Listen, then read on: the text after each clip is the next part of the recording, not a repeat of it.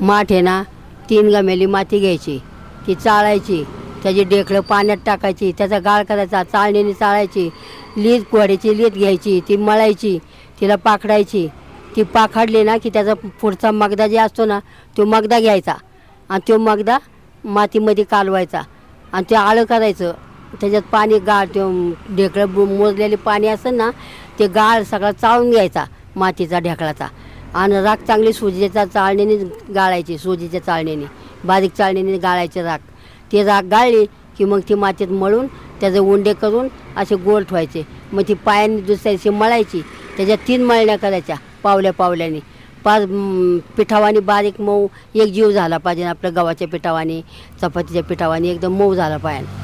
ते झालं की मग त्याचा उंडा करायचा, एवढा उंडा करून चाकाव मांडायचा. चाकाव मांडला की त्याला मग तो आकार द्यायचा. मग पहिला गळा करायचा आणि मग खाली